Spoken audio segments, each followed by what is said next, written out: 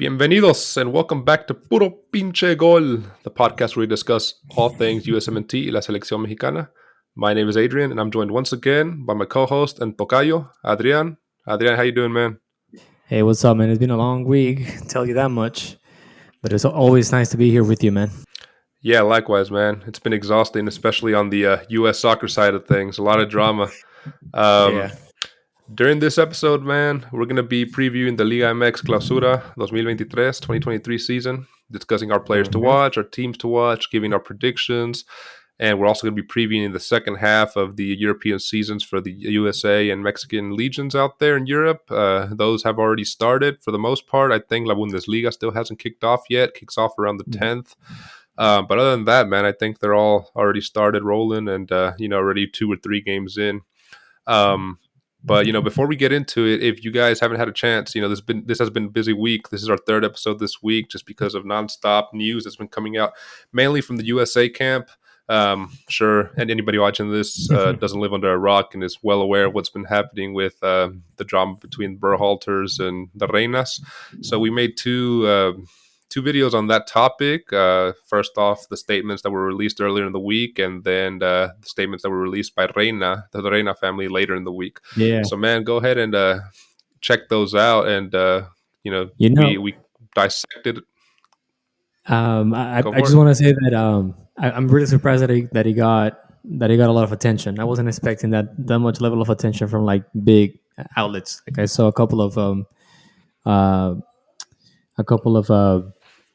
whatchamacallit. I saw like a couple of articles on the Wall Street Journal and in freaking New York Times, and then all the stuff from ESPN. Like I wasn't expecting this much of coverage, but I guess it's getting popular now. Yeah, a lot of mainstream outlets just like covering it. And I even saw like the BBC out there in England was like going over it, and I was like, dang, yeah, man. A lot of drama, or a lot of coverage for the world's biggest soccer mom drama. So make sure not to miss those episodes if you haven't seen them already. Before we get into it, Adrian, can you tell our listeners where they can find us? Definitely, man. If they want to see our pretty faces, they better smash that like button on YouTube, subscribe, and turn on the notifications. But if they're okay with just listening to us, they can always find us on Spotify, Apple Podcasts, or any other podcast service that they might be a subscriber from. So, yeah, they can find us right there. Awesome. Yep. Be sure to subscribe anywhere you listen to us for sure. Well, man, let's get right into it. The Liga MX Clausura 2023 season just kicked off this week, actually.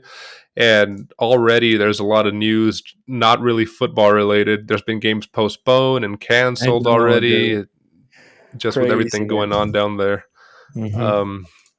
So I guess just to cover what matches have already happened, San Luis beat Necaxa 3-2. America y los Gallos Blancos tied 0-0, and Chivas and Monterrey are currently playing right now, with Chivas winning 1-0 as we speak. Yeah, I know. Crazy. Yeah, man. If you wanna jump into it, man, you're the Liga MX, as specialist here. Who are the teams to look for right now in this new season? So thank God Bendita Liga MX is back. There's a couple of teams that I would say we can always follow. The very first one is Pachuca, who is the current champion right now. I would say America as well is another good one. It's always fun to see America. It's the actual big team in Mexico. Then we have Monterrey and Tigres. We have a couple more, but let's go one by one through here. So I'll start with Pachuca. They're the current champions right now. Arguably, you can say that they're pretty much the best team by far for the last year. They played 2 finals. They won 1. So that sells a lot. They have Almada as their coach, who has been proven to be an effective coach in Liga MX, and it sounds like he might be one of the big candidates for El Tri, but that's a different topic for a different day. Couple of things to know from Pachuca. They lost Pocho Guzman to Chivas. They have not received any offers from Luis Chavez or Eric Sanchez, who are 2 of the most exciting talents they have right now. Luis Chavez has been involved with a couple of news regarding that Monterrey made an offer for him, but he expressed that he wants, if he's staying in Mexico, he wants to remain at Pachuca. That he's not interested going somewhere else because he's still holding out there for a maybe European offer. So I do want to say and mention that kudos to him, man. Honestly, it's hard to reject a 9 million offer, a 9 million US offer Right. for you, and then you're probably gonna keep maybe 30% out of that transaction. So I mean, he From has the one of right the mindset. lucrative clubs in Mexico, playing in one of the nicest stadiums in Mexico, in one of the Yeah. big cities in Mexico. Yeah, definitely good Mhm. for him for rejecting that. And listening to PPG. Keep listening to us, Luis Chavez. Hell yeah, man. I mean, we've been preaching that, and we really hope that other players follow Luis Chavez steps, because it's not easy to let go a maybe $1.5 million salary each year, because he's not going to make that money in Europe for sure. Um, but he has balls, dude. What can I say? Uh, and the other thing that Yep.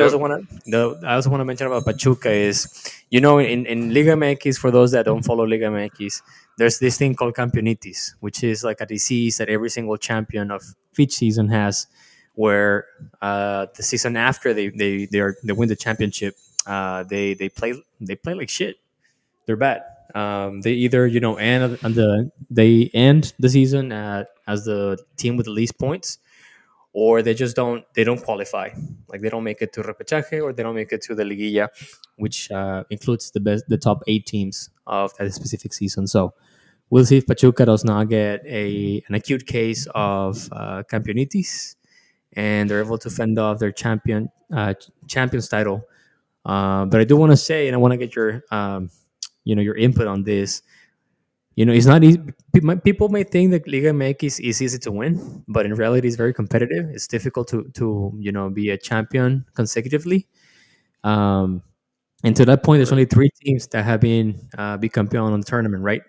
Yeah, since the tournament became I guess, torneos cortos, short tournament type um, format where they do a clausura to start the season, or clausura to start the year. Sorry, apertura to end the year.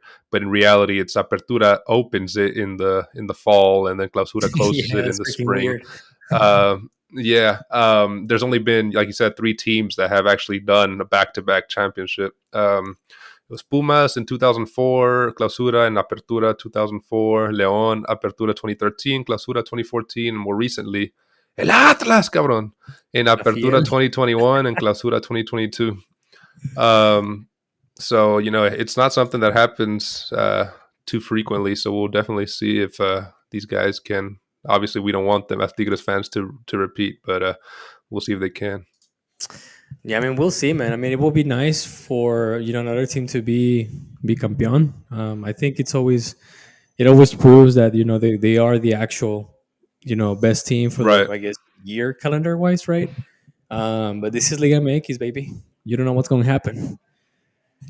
To those fans that are new to Liga MX or don't really follow it too much, uh, what happens when a tournament bicampeons wins it back to back? There's normally a what is it, Super Copa, or what do they call it nowadays, where the tournament, the winner of the Clausura plays the winner of the Apertura. I believe, if I'm not mistaken, they play the game against the runner-up of the last season, if I'm not mistaken, or they didn't. Okay. They don't even. Yeah, I can't remember if after the pandemic they've been playing that, or during the pandemic they've been playing that. But I know that they do play, I guess, the runner-up or something like that. Yeah, they're not going to leave all that money on the table. Exactly, and it's one of those games that it's a juego molero, man.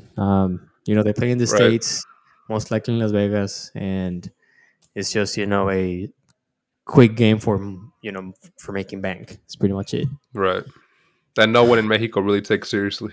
No, not really. Like, even if you win it, your rival team is gonna give you crap about it. Like, oh, you're celebrating a Right. shitty cup or Plastic whatever. trophy. Uh huh. Yeah. Yeah, exactly. But yeah, that's Pachuca, man. We'll see. We'll see. We'll see. I mean, they have a young team. They have a good team. A lot of people are giving them a lot of praise and saying that they're gonna make it again. But again, as I said, this is Liga MX, baby. Don't hold your breath. That's all I'm gonna say. Don't think you know what's gonna happen, because you don't. And trust me, you don't. Yeah, no one expected 2 games to already be postponed, and look, here we are. So Liga Yeah, MX for you, that's unfortunate. That's very unfortunate. It has nothing to do with Liga MX. Has to do with the right? country. But it's it's one of those things, man. It's an exotic soccer league, football league for sure. Yeah, the spice to it, man. It is. There's a saying that people like to mention is: imagínate vivir en Suiza y perderte la Liga MX y no ver Mazatlán contra León, which we didn't catch, right? Yeah, man. It was a saying. You don't want to be out there in Europe missing this kind of entertainment, man. Damn, unfortunate for those Europeans, man. The next thing that I want to talk to you about is America. America, even though Pachuca, you can arguably say that it's the best team for 2022. America put up a good display. They started the year 2022 very shaky, having a coach sack and bringing in a guy that was within their, so I think, coaching the sub 20s, if I'm not mistaken, which is Tan Ortiz. And for the last year, both Apertura and Clausura and Apertura, they've been playing pretty well. I think, if I'm not mistaken, they ended the year as the team with the most points, or the second one with most points. Um, and the thing is with America, though, is that they've been playing great. They have a good team. They're very competitive, but for some reason, they have fallen behind on semifinals and quarterfinals. So people are saying that this is this third season under Tan Ortiz. It's the Ben break season. Expectation is still high, as always with America. It doesn't really matter if they have very good signings, or like mid so-so signings, or even shitty signings. But it's Right. America. It's the biggest team in Mexico, so the pressure's always gonna be up. Temperatures gonna always be high. So this is Tan Ortiz's third season, and if he doesn't make it to the final, which I think is the minimum expectation for him, I wouldn't be surprised if they just cut him loose for the next season. It's just one of those clubs in Liga MX that they have very high expectations, very high hopes, and it's also one of those teams that if the team is not playing well, is not winning games, people will not go to Azteca to see him. So Right. pressure is up for him, man. As you know, Guillermo Ochoa is out, which you know I personally think is not a huge predicament for the team, just because of his age. And then, I mean, you can always argue that Guillermo Ochoa is calidad comprobada, right? And that you got some sort of reliability on the three post and whatnot. Yeah, you know But what you'll get with him, and it's pretty reliable, right? yeah, and the thing is, as a matter of fact, he's not getting any younger whatsoever. So if I'm not mistaken, what happened it was that Guillermo Ochoa wanted, I think, 2 years as extension, or at least a year on his contract. But America was like, "Look, we're gonna give you 6 months, and after those 6 months, we'll sit down and reconvene and see if things are working out for us, and then move on from there." But he got an offer from Salernitana. He was like, "All right, I'm out," and he bounced. So that left America with Oscar Jimenez, if I'm not mistaken, who has been the bench goalkeeper for the last, I don't know how many years, man. He's been there for a while now. They've been playing him every now and then, like whenever Copa MX was around, and whenever Ochoa was either with the national team, or injured, or suspended for whatever reason. But he's one of those keepers that I think polarizes the fans, where some fans think that he's a decent keeper. Some others think he's shit. Uh, Truth is, though, this opened up the opportunity for America to snatch one of the most exciting goalkeeping talents in Mexico, which is Luis Angel Malagon. So Luis Angel Malagon right now is 25 years old. He started his career with Morelia, When Morelia disappeared, he got acquired by Necaxa, and he's been playing in Necaxa for the last 2 years. I think he started since the pandemic. He was Mexico's starting goalkeeper during the last Olympic Games, so he's an Olympic medalist. And I think he's a very sober, easy to play, no nonsense kind of keeper. He might not have the best, the most exciting antics whatsoever, but he's reliable. I don't think he's going to Europe anytime soon because he's He you know might he's be a Talavera type deal. yeah, Stays yeah, in Liga MX his whole life and mhm, performs well. Always, top 3, 4, but yeah, probably not European caliber at this time, exactly. at least. Yeah, and he's 25. I don't think he's gonna go anywhere to Europe, and I think he knows that, or he feels that he's not gonna have an easy way out. And Yeah, I'm pretty sure the reason why he's going to America is because he wants to get more exposure. Because it's not a lie that if you play at America, the national team is gonna look at you with I think it's a sort of it's a double-edged sword in this case, because if you play for America, you for sure will get the platform to get more I guess time. So when the from the national recruiters start watching players for the roster, you'll get more attention because you play for America, but at the same time you're held to a higher scrutiny. hmm so yep. I mean, And I think he'll probably by the end of the season end up being probably the number one keeper. Oscar Jimenez, like you said, he's not really a big replacement for Guillermo Ochoa. He's, if no. anything, the same age. He's 34. I think Ochoa's 35 or hmm 36. So I mean, it's the same kind of deal there. Interesting fact here, rumor. It's not really USMNT or Liga MX or Selección Mexicana related, but a rumor that I've kind of been seeing is that Keylor Navas has kind of expressed interest in going to Las Águilas, and Las Águilas have kind of expressed interest in him. But the thing is, I don't see that materializing. He's kind of wanting a long term deal to be ready for 2026, the same deal that Guillermo Ochoa was looking for. So I mean, if they didn't give it to a club legend in Guillermo Ochoa, I doubt they'd give it to Keylor Navas. But we'll see. Keylor Navas is still with PSG right now. Yeah, he's the backup to Donnarumma. Yeah, man. Well, I don't. Yeah, I think it's just rumor to see if he can go somewhere else. I don't think he's gonna materialize with America. He might be asking too much money. He's kind of old right now, and yeah, I. It will be interesting to see Keylor Navas, and it will suck for Luis Angel Malagon, big Yeah, time, because you know that Keylor Navas is gonna come in as the first team keeper, and Malagon is just gonna be yeah, bench. and he'll probably still be first team keeper in 3 years Mhm. in Liga MX. So That will yeah, that would suck for suck for him. Malagon, man, big time. And one of the other, I guess, additions to America is Israel Reyes, who came from Puebla under a 6 million price tag. He joined America just shortly after last season ended for America. He's a very interesting prospect as a center back. He's 22 years old. He has been one of the Liga MX most exciting talent for the last couple of years. I really hope, and I'm pretty sure PPG also hopes that he goes to Europe sometime soon.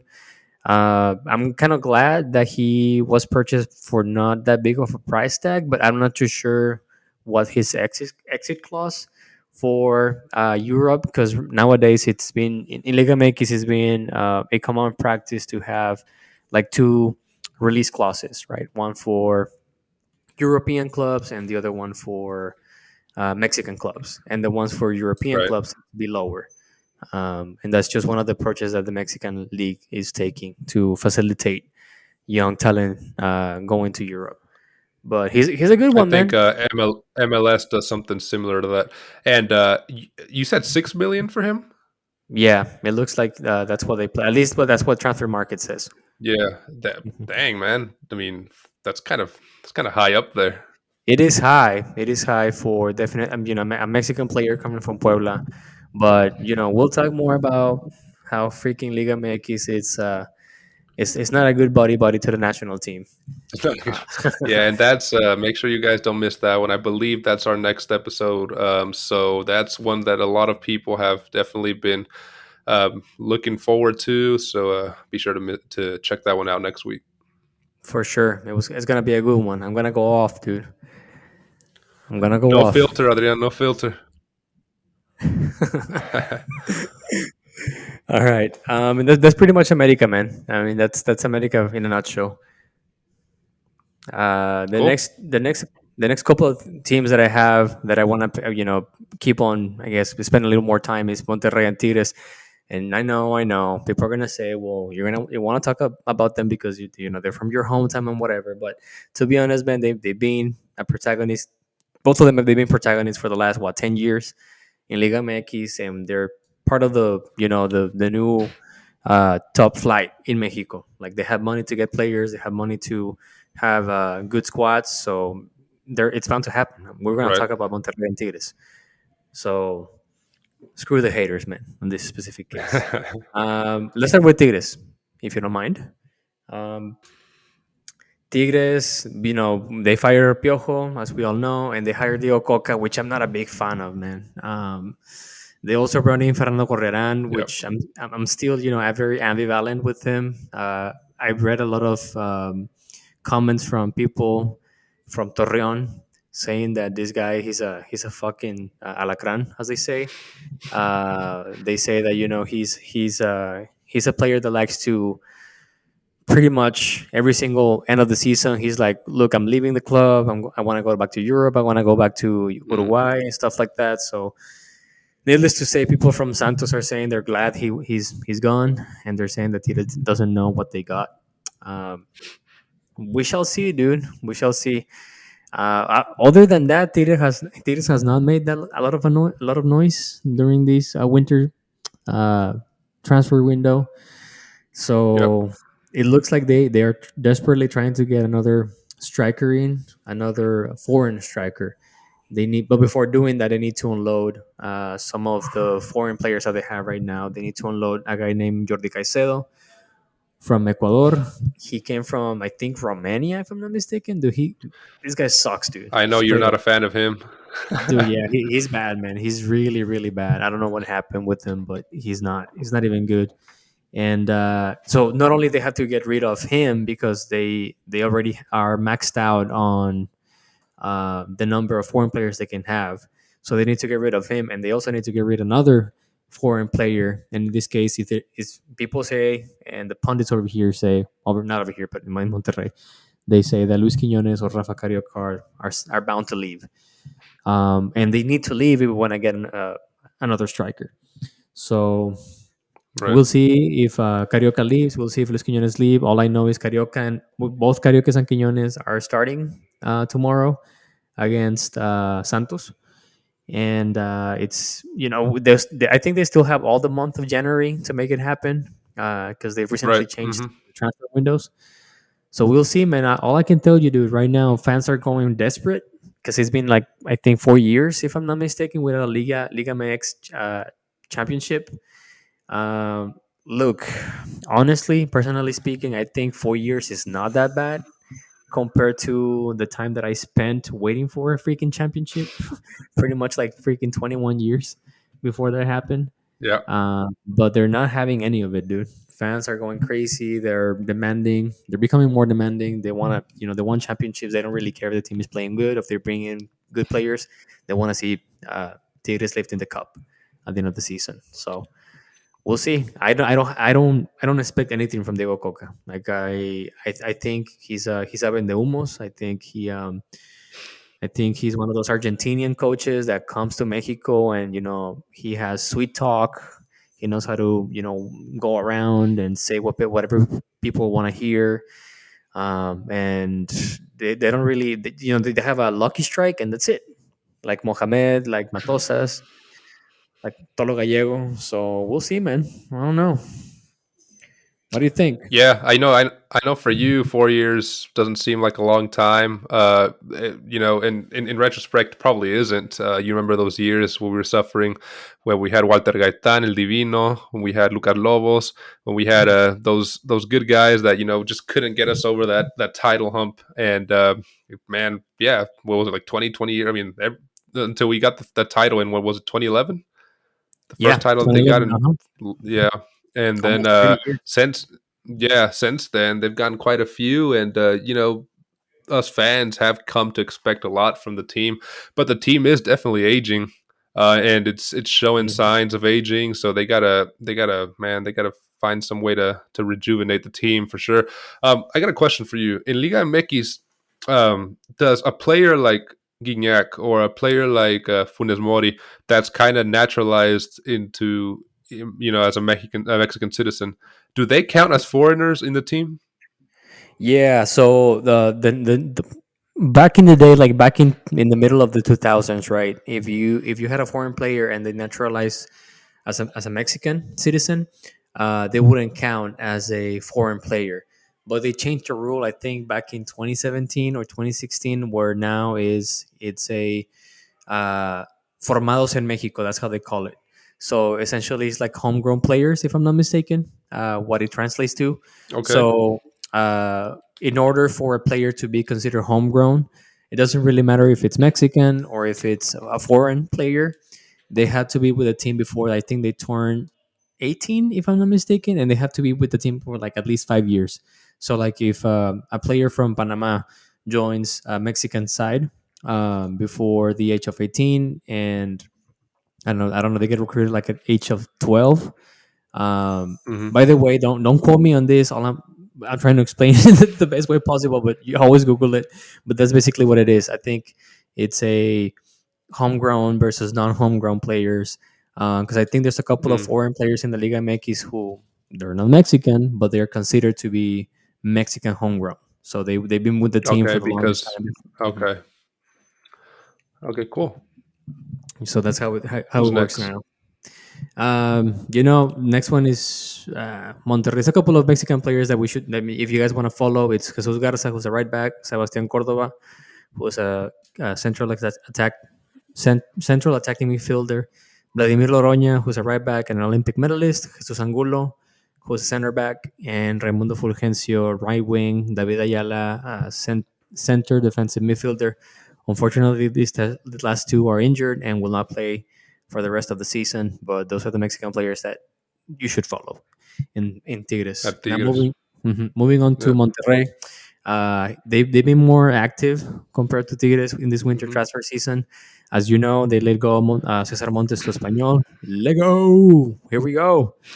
Good for Cesar Montes. And they Yeah. have yet to find a replacement for him. But if I'm not mistaken, they're close to signing Victor Guzman. So don't get confused. This is not Pocho Guzman from Pachuca to Guadalajara. This is El Toro Guzman. So it looks like it's a done deal for now, and he'll be joining Monterrey in the next couple of weeks. He's also a good Mexican talent for the center back position, so you should follow him with Monterrey. Other than that, all of their preseason games have been were behind doors, so we didn't get to see a lot of them. I know that they won all of their games, but they play against pretty weak opposition. They also acquired Jordi Cortizo from Puebla, who is also an interesting player. He's not as young as El Toro Guzman. I think he's 25 or 26. And they also acquired on loan Omar Gobea. I don't know if you remember Omar Gobea, but he was called up with Mexico back in 2018 or 2017, if I'm not mistaken, by Juan Carlos Osorio. He was playing, I think, in a Belgium team. I don't know which one was it, but after that, he's been bouncing around Europe from shitty team to shitty team until he ended up in Romania for some reason. He's now with Monterrey. He's definitely not a starting player, but he's a Mexican player who can be a good bench or sub for the season. Yeah. This is Bucetich third season. I think it's just like Dan Ortiz. It's a bend or break season. I don't think I honestly don't. I think that if he doesn't make it to the final, fans are gonna turn on him. Um, and we'll see. I don't like Bucetich. I'll say I hopefully he does bad. Um, I don't wish him I don't wish him well whatsoever, but we'll see. A couple of Mexican players to follow with Rayados, as I said, Jordi Cortizo, Omar Gobea, Eric Aguirre, who's a right back. Um, and that's pretty much it. There's a couple of other Mexican nationals who were part of the latest or last national team called to the World Cup, but I don't want to talk about them since I think their time at the national team it's Yeah. over. I don't think it's over. Yeah. Mhm. Before we move on from Rayados, just an update here. They just finished up their first match from Jornada 1 of Liga MX. They lost 1-0 to Guadalajara. A goal Damn, from your favorite, Alexis Vega, in the man. 47th minute. Fuck Alexis And, Vega, man, he shut you up tonight, man. dude. And Guadalajara was playing with 10 men since the 78th minute. So, not a good start for Wow, Monterrey there. wow. Historically, Monterrey hasn't done well against teams with 10 players. I don't know why. It seems to me like one of those things that they don't like playing against 10 players opposition. Yeah, just probably park the bus like crazy. And, yeah, it's hard to break down, man. And then I have a couple of caballos negros for the season, dude. I have Santos Laguna. Uh, I'm not gonna spend a lot of time on them. I'm just gonna mention a couple of Mexican players that I think are interesting to follow. But Santos Laguna is also for some reason it's always a good team to follow in Liga MX. They tend to have like these huge peaks and very Yeah, deep valleys. the roller coaster team. Exactly. But it's always a good team, always fun to watch for some reason. I would say it will be interesting to follow Omar Campos, who is a very interesting talent from Liga MX. Eduardo Aguirre, who's a striker, and the Mexican side does not have that many strikers, so it's always nice to see one of them out there. I also have Toluca, who's last season runner-up, and they only have one player that I think it's very interesting to follow, which is Marcel Ruiz. He's 22 years old. He's a center midfielder. He has talent to go to Europe, and let's see if he's bound to it. So I'll keep my fingers crossed for him. He's good. We have Leon with a new coach, Larcadeus from Okay. Puebla. We'll see. This is his I think what we call his sophomore at I guess shot in Liga MX. So he went from a so-so team playing good, to a more decent side. So we'll see if he can handle better talent. Let's see if he can handle players with a little more diva status. One Yeah, player. Leon is always a team that they're kind of a small market team based, off the city they play in, but they're Yeah. always, at least for the last 10 years, they've been pretty consistent. In Mexico is a very regional team. It's only like I think it's only follow firstly in Leon, but Hmm. in the states though, in the states it's very popular. Like if you go to California, you will see a lot of people with Leon uh, shirt, Really? and it's very interesting because in Mexico I think they are broadcasted by Fox Sports, but in the states it's Hmm. 2DN. So Mm, it's a popular side here in the states. There's Alfonso Alvarado playing with them, who's another striker. He actually belongs to Monterrey, but he got loaned out to Leon. He's been getting more playtime over there. He's promising, so let's see if he matures nicely. yeah. Bulls have big hopes for young talent, but we'll see if they make it. And now we have Chivas. They have a new coach, Jelgo Paunovic, who coached on MLS Chicago Fire and on England at Reading. Um, Mexican players to follow at Chivas. You got Pocho Guzman, who's not that young, but he's a great player. Alan Mozo as a right back. Nene Beltran as a center midfielder. Daniel Rios, who is we'll talk a little bit more about him in a minute. But I think he's interesting. He came from Charlotte FC. And JJ Macias, who's a striker. He's bound to come back from a knee injury. Let's see if he comes back stronger, because the Lord knows El Tri needs all the strikers he can get. Yeah, So, especially now. All dude, you no kidding, dude, no kidding. right, Now I cool, know. man. Appreciate that preview. Oh, go for it, man. Sorry I interrupted you. No, no, no. I was just gonna say that I'm done with the freaking preview, and I know that we have a couple of players that we want to just give a shout out or maybe just mention, not so briefly out here. Yeah, man. Let me start with the U.S. born players playing Liga MX, and this was a kind of hard list to do because there wasn't a lot like there has been in the past. In the Hmm. past you used to have like Hercules Gomez, Joe Corona, Johnny Bornstein, bro. Bornstein. Who was the Cholo guy that played for Monterrey and Tijuana? Arce. No, no, no. There was another. Man, can't remember his name. Anyway, short guy that played for Monterrey and Oh, Tijuana. el homie Castillo. El Homie Castillo, yeah, those guys, yeah. But nowadays, there's not really many. I found Mauricio. Isais. He's a 21-year-old left back, or left winger, left back. He's He's a good. regular starter for Pachuca. Yeah, Mhm. he's already a champion with Pachuca. He's a champion with León.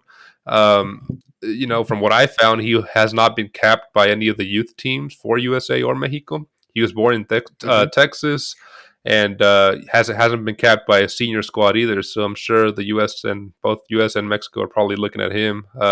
Being a regular starter for the champion, it's a can only be positive. Yeah. Um, Jacobo Reyes, he's 22 years old. He belongs to Rayados, but he's currently in the Liga Expansión with Rayados. As of Jornada 1, he's still with the second team. But he's been capped by Mexico U15 and the US U17. So he's still young. He might be able to push his way into the main squad. Probably not with Rayados, probably not Rayado caliber, but Yeah. maybe get a loan to one of the other smaller teams in Liga Most MX. most of the Rayados players end up going somewhere in Mexico. They don't stay with Rayados for some reason. Uh, Right. mhm. Yeah, hard to break in. And then I also have the last one here, Sebastian Salcedo, 25 years old. Last year he had 6 appearances in La Apertura.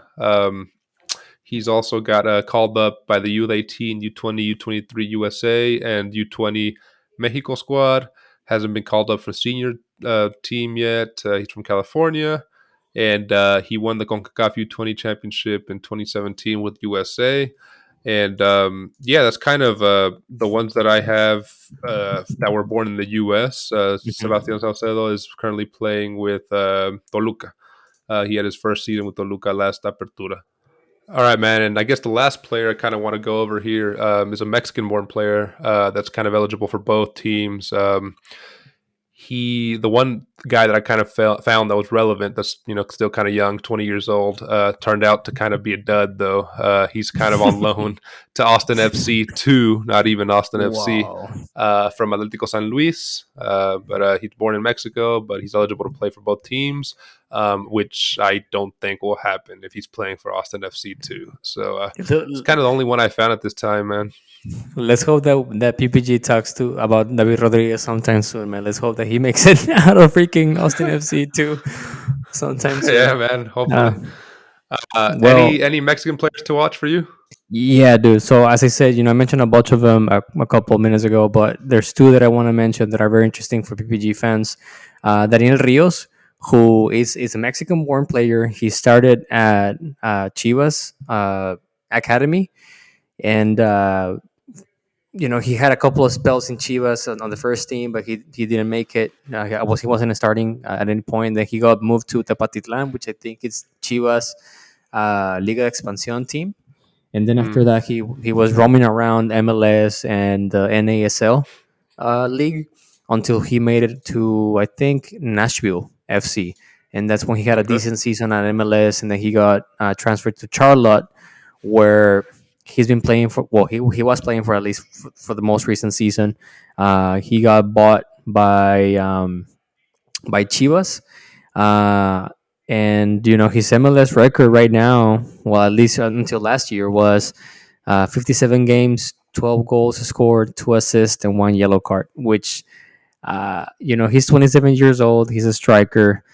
I understand that it's difficult for Chivas to hire or to find Mexican strikers because that's the one position that Mexico lacks Right. in a lot of ways. But I think he's interesting, dude. It's I think he's one of those precedent players in the sense that I think we're gonna start seeing Chivas branching out there to the states and trying to find talent out there because I think that's the next frontier for them. If they want to continue having nothing but Mexicans in their team, um, they have to start looking into another areas because the Mexican academies are not making it for them.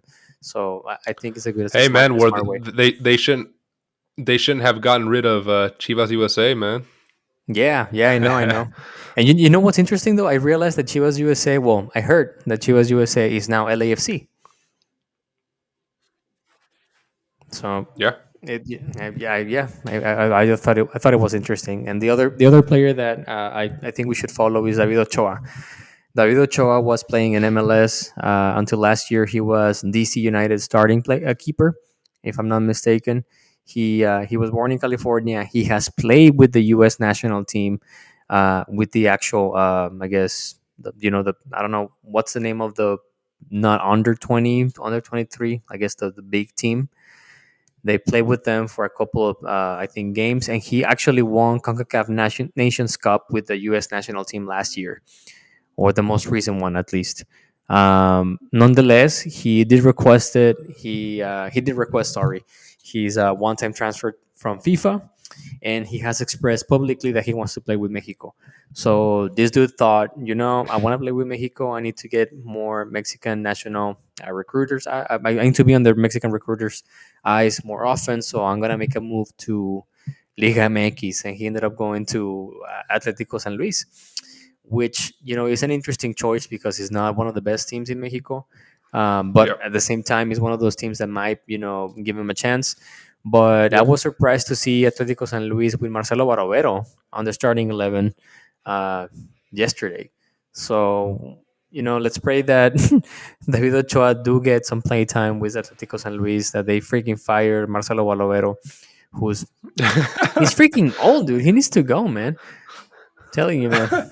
Hey, I mean, David Ochoa is only 21, so I'm sure he'll, as soon as Marcelo makes a mistake, he'll probably be starting. Yeah, well, David Ochoa had 35 games in 2021 and 2022 in MLS, 4 yellow cards in total, and it looks like he conceded 59 goals on his cumulative MLS career. So, I mean, yeah, not too bad. MLS is known Yeah, for to be a league with a lot of high scores or a lot of goals yeah, it's a happening. nightmare for goalies. Exactly. So I think it's not too bad for an MLS goalie. But that's pretty much it for Liga MX, man. What are your season predictions? Winners, top of table, Liguilla? So I think top of or Liga qualification, we're probably going to see the Hmm. same usual suspects. Toluca in there, León, America, Tigres probably going to have. Tigres is weird. They always Yeah. find a rough patch in the middle. They'll go on a Hmm. long rough patch and somehow qualify like fifth or fourth at the end. Hmm. So I'm sure they'll be in it. Rayados, Pachuca. As for the season prediction for the winner, man, it like you said, it's impossible to tell with Liga MX. It just Yes, it it's is. easier just to shoot in the dark at something, man, than it is to kind of try to determine that. What do you think? Hey, so I think as far as Liguilla goes, we'll definitely see, America, Pachuca. I think we'll see Santos. I think we'll see Monterrey. I think we'll see León. And I have the feeling that maybe Atletico San Luis will show up too. They don't have the best Dark team, horse. but yeah, but they had a long preseason in Argentina and some other play areas in South America. So they are a very compact team. They know how to play together. So and they have an exciting coach as well. I think he's Brazilian. Um, but I think Atletico San Luis will show up. Uh, man, I want to say Tigres, but I really don't expect anything from Diego Coca. They might make it through repechaje, but I wouldn't be surprised if they get knocked out Yeah. during repechaje stages. As far as winning the league, I think it's either Pachuca or America. I feel one of them are is going to be at least I think that's going to be the final, and one of them is going to be the champion. Um, but again, dude, this is Liga MX. I was gonna say you gotta tell your gambling buddies if they want to get some thrilling bets, they gotta start looking Yeah. at Liga MX. Yeah. I don't think they'll like those odds, man. Um, cool, man. No, well, thanks for covering that for us. I know that was Liga MX is always unpredictable, and you try to cover it as our Liga MX expert as best as you can with what you can. So appreciate you getting all that information for us, man. And yeah, before we jump in here, I guess let's jump in here to topic two. The Euro Leagues, spring 2023, Hmm. they've kind of started already Yep, for all the USMNT and Selección Mexicana contingent out there. Let's start with the Premier League, man. Let's let's see do it. who's out there. And I guess start with Chelsea, currently 10th place in the Premier League. They're going to obviously, one of the biggest clubs out there, are going to be looking to try to get into the top four. Um, Pulisic started the second half of the season well. He didn't score, he didn't have an assist, but he kind of had a hockey assist where it's an assist for an assist. And he started all three games after the World Cup. Unfortunately, this past week he got to add to the news of the USMNT this week. Man, Right. already haunted. He got injured. His knee got injured in John Stones kind of intercepted a ball from him he was about to shoot on target. So man, that guy's just unlucky. He can't catch a break. Every time he kind of tries to get a couple games going, he gets an injury. So hopefully it's nothing Dude, he's bad. man of a crystal, dude. Yeah, he really is. Yeah, hopefully it's just a minor knock. He'll be back playing here. They play Man City again tomorrow in the FA Cup. I doubt he'll play, but we'll see. What about Wolves, man? Well, Wolves, it's right now 19 in Premier League, looking to avoid relegation. So Raul Jimenez's side is not looking good so far, not looking hot compared to a couple of years ago. And Raul Jimenez, if Wolves aren't looking hot, he's cold as hell, man. Right. He had a shitty World Cup right now. I think he scored a couple of goals during the friendlies before the restart of the league. But Wolves brought in two strikers, one Mateus Cunha from Atletico Madrid and Leonardo Campana from Inter Miami. USMNT, look out there because he's Ecuadorian and American, and he's only 21 years old, if I'm not mistaken. So we'll see. He might be some exciting talent. Yeah. Yeah. Yeah, I don't think Unai Emery believes in Raul Jimenez. He's not his first choice, so Yeah. we'll see. It's been links. There's been talk that he might come back to Liga MX, and most recently Yeah. they're saying that Barcelona is interested in him. So we'll see, man. This might be Raul Jimenez last season on Premier League, but best luck on him. Yeah, or in Europe maybe. Mm-hmm. Yeah. Cool. All right. Well, Leeds, 14th in the Premier League. They're doing a little bit better than they were last season. They're hoping not to have a relegation battle like they did last season. So there's two Americans there. Aronson, he started all three games for Leeds since the restart after World Cup. Unfortunately, he made a mistake that led to a goal in the 2-2 draw most recently against West Ham, where he gave the ball directly to Scamacca, and who then scored versus Leeds. Fortunately, they were able to tie. But other than that, he's been okay after the World Cup. Tyler Adams, on the other hand, he's been great since coming back to the World Cup. He's really growing into the team and becoming a leader there as a number 6. He's played in 2 of the 3 games since the World Cup started. He didn't play that first game back, but he played that first game back, lost to City. That was 3-1 loss. But he played in the draw 2-2 to West Ham and the 0-0 draw to Newcastle, which was a big result for them. Newcastle's second in the Premier League, I think.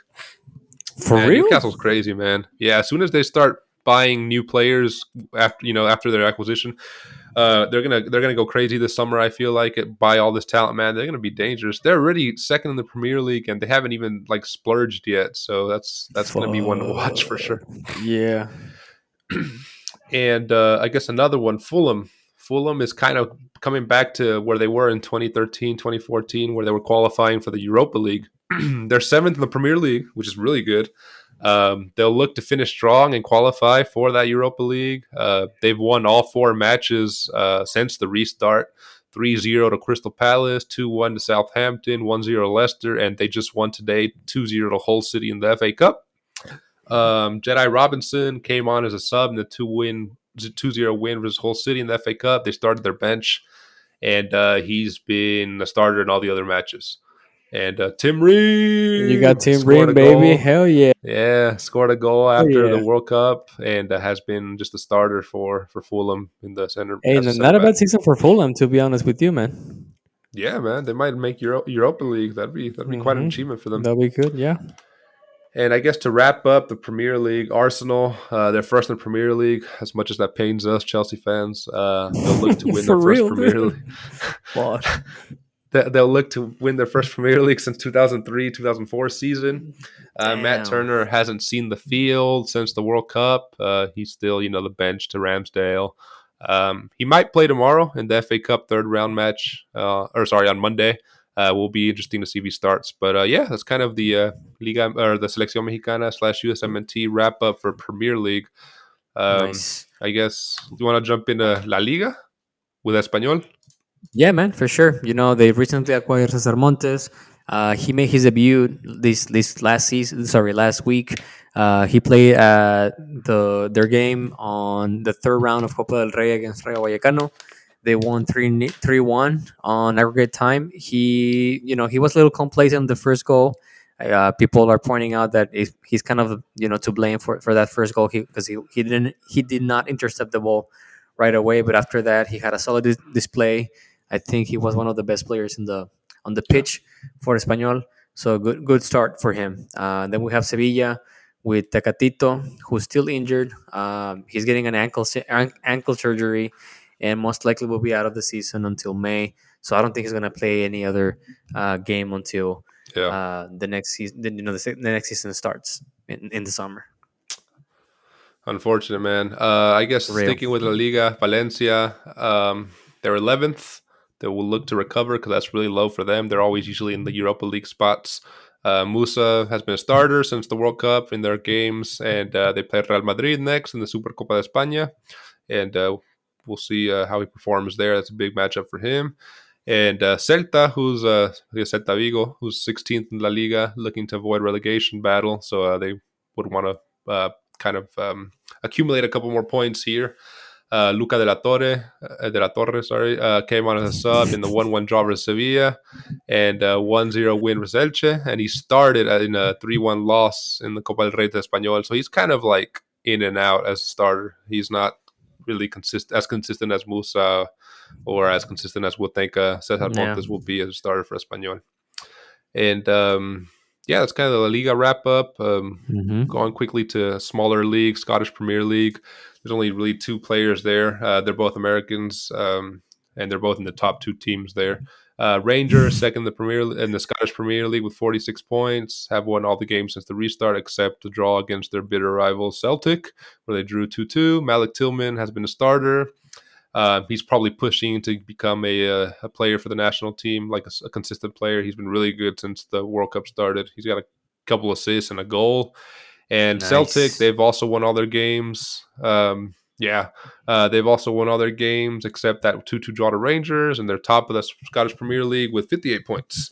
And Carter Vickers has started all 4 games, and he's just their wall in the back. He's their starter for sure. So, what do you think about the Serie A? What do you got for us there? All right, so we got Napoli with Chucky Lozano. I mean, he's not too hot right now with them. I know Napoli has had their 11 wins string come to an end against AC Milan this recent week, losing 1-0. I think Lozano came off from the bench, or he didn't. I'm not sure if he really played or not, but he's not looking too hot with Napoli. They don't. They want to really let him go. They're looking to have a transfer maybe during the summer, with Atletico de Madrid and Liverpool being keen or linked to making a move from him. And it looks like Luciano Spalletti have lost faith in Chucky.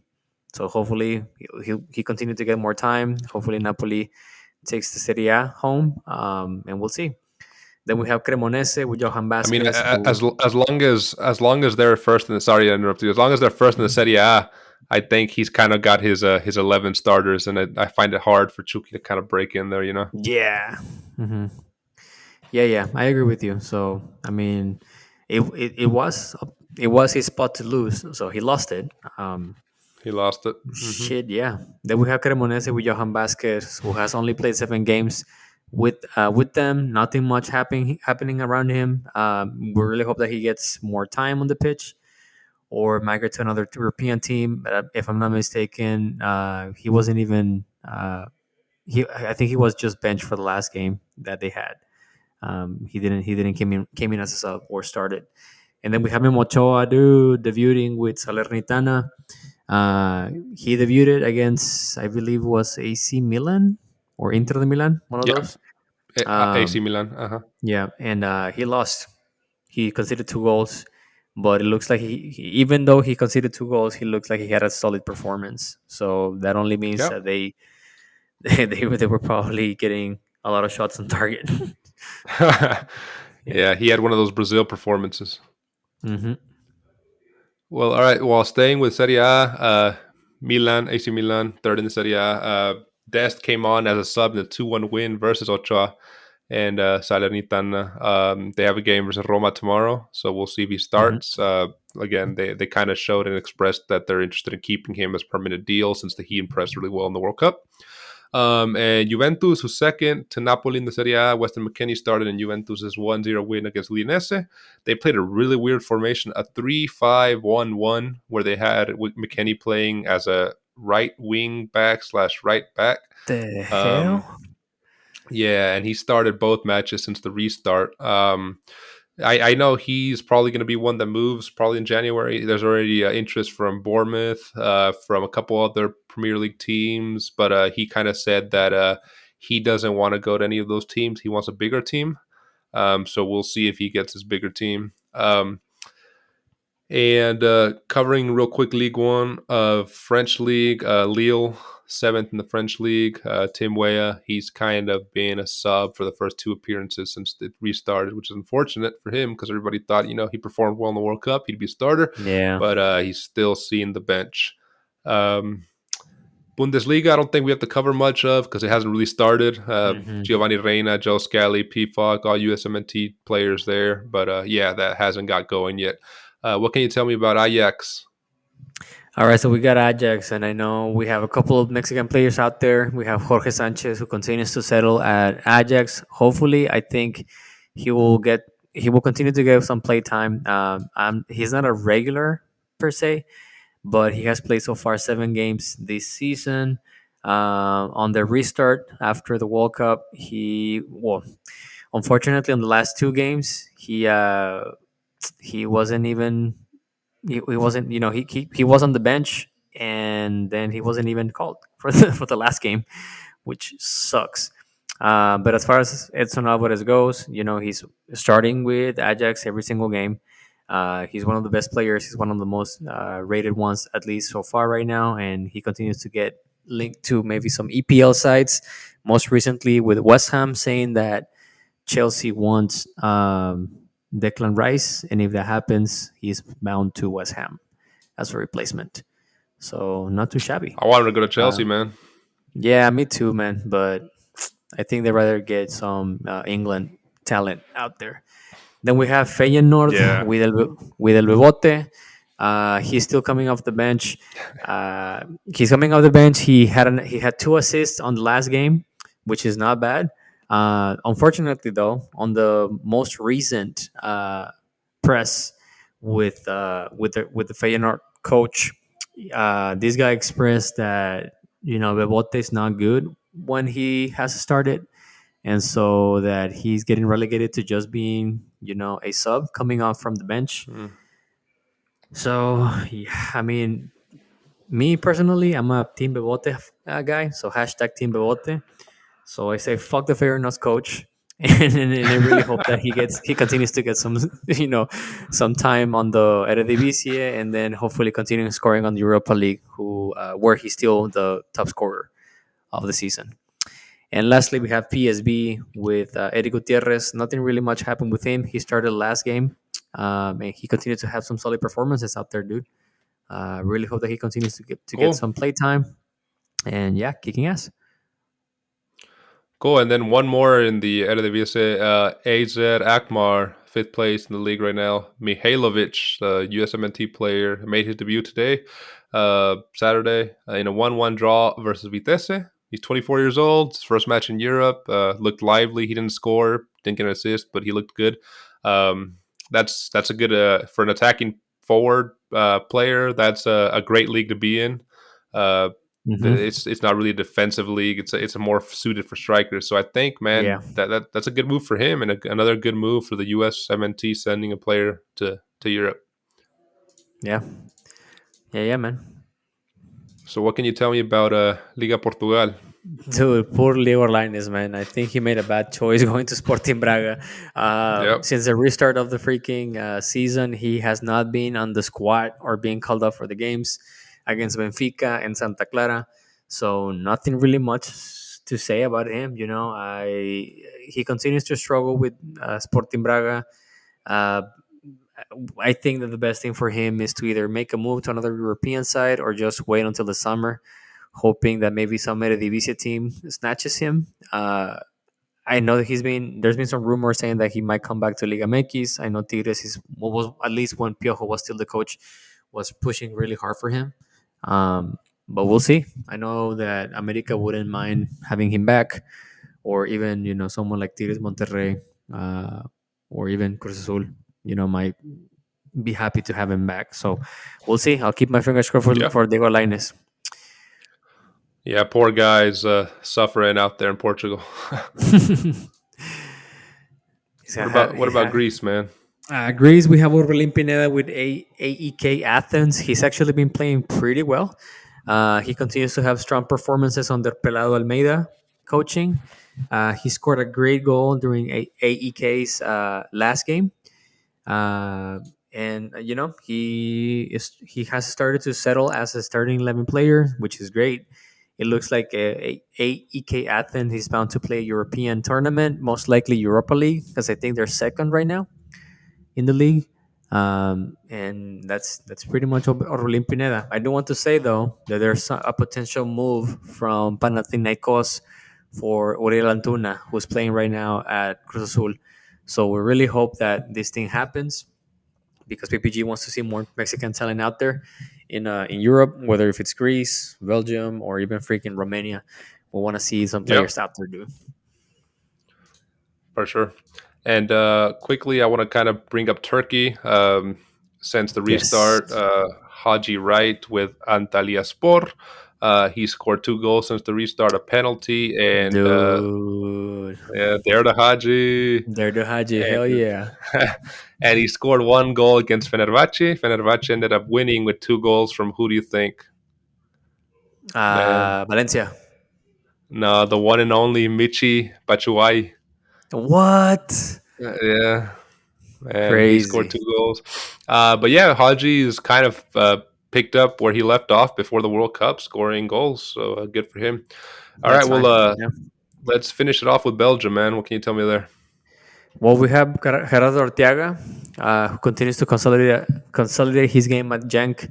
He should be getting plenty of game time during the second half of the season. No major transfer rumors, mostly because he didn't play a lot or any at the World Cup. But Genk is bound to end season as a champion and securing a spot for the UCL. If I'm not mistaken, I don't think they may. Well, I'm not sure what's the stage right now with UCL, but I think they're still on it. Maybe not. Can't remember. It's been so long. Yeah, it's been a while, dude. But he's doing all right at Genk. Cool. Awesome, man. Well, yeah, that's kind of obviously we didn't pick up everybody that's in Europe, but we kind of highlighted those that went to the World Cup and a couple others that made moves out there. So we'll definitely keep our eye out, and it's always good to see USMNT and Mexico players out there. So yeah, man. So before we go, we want to make sure we remind everybody that, man, catch next week's episode. Adrian's going to go off, no filter. Hell yeah, no filter, dude. We're going to be discussing why does the Liga MX suffer to send talent to Europe? Why is Liga MX Mexico's worst enemy? So please be sure to check that one out. It's going to be a good one, my friend. Yep. Adrian, before we go, man, where can everybody find us? Our pretty listeners and followers can find us on Twitter, Instagram, and YouTube at Puro Pinche Gol. Subscribe to all of our social media. Follow us there. We post constantly, and give us a shout out every now and then. For sure. Awesome. Well, Adrian, pleasure as always, man. Being here, picking your brain. Thanks for being my co-host on this adventure that is Puro Pinche Gol. Hope you have a good night, man, and we'll talk to you later. Likewise, dude. Take it easy. See you, buddy. Later.